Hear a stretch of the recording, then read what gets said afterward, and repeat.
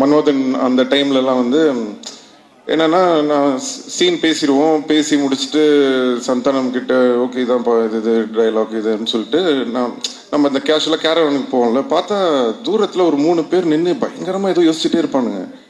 யாரா இவனுங்க, யார் உள்ள விட்டது, இவனுங்க பாட்டுக்கு ஒரு சைடில் நின்று ஏதோ பயங்கரமாக பேசிகிட்டு இருக்கானுங்களேன்னு சொல்லிட்டு ஃபர்ஸ்ட் ஒரு வாட்டி நோட் பண்ணிட்டு நான் போயிட்டேன். திருப்பி ரிட்டர்னில் வரும்போது படத்தோட டைலாக்லாம் பேசிகிட்டு இருக்காங்க.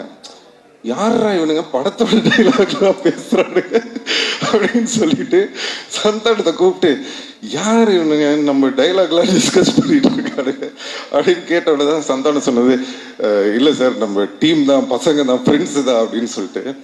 எதுக்கு இதை உங்களுக்கு சொல்கிறேன் அப்படின்னா, அன்னையில இருந்துங்க இன்னைக்கு வரைக்கும் அந்த உழைப்பு அப்படியே இருக்கு, ஒரு ஒரு துளி கூட குறையல. இந்த படம் வரைக்கும் அவங்க வந்து அந்த உழைப்பை வந்து தொடர்ந்து போட்டுட்டே இருக்காங்க. அது பார்க்கும்போது ரொம்ப ஆச்சரியமா இருக்கு. அதில் வந்து பிரேம் வந்து இந்த படம் டைரக்ட் பண்ணியிருக்காரு, ஆல்ரெடி போன படமும் பண்ணாரு. நான் இப்போ தான் பேசிகிட்டு இருந்தேன், ரொம்ப நல்லா வந்திருக்கு, ரொம்ப நல்லா பண்ணியிருக்கீங்க அப்படின்னு சொல்லி. ஸோ வாழ்த்துக்கள் பிரேம். அண்ட் ரெடின் கிங்ஸ்லி அவர் வந்து உங்களுக்கெல்லாம் வந்து கோலமாவு கோகிலாலேருந்து தான் தெரியும், எனக்கு வந்து வேட்டை மன்னன்லேருந்தே தெரியும். அந்த படத்தில் வந்து இவரோட சீன்ஸுக்கு வந்து இவரோட டைலாக்ஸ்லாம் பார்த்துட்டு நெல்சன் கிட்ட சொல்லுவேன், நீ வேணா பாரு, ஒரு பெரிய காமெடினா வரப்போறாரு. நெல்சன் வந்து சிரிப்பான். இப்போ என்னன்னா நெல்சன் எந்த படத்துலையுமே இவர் இல்லாமல் எடுக்கிறதே கிடையாது.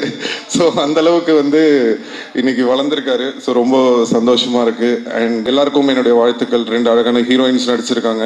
நம்ம ரவீனா நடிச்சிருக்காரு. எல்லாருக்கும் கஸ்தூரி மேம், எல்லாருக்கும் என்னோட வாழ்த்துக்களை தெரிவிச்சுக்கிறேன்.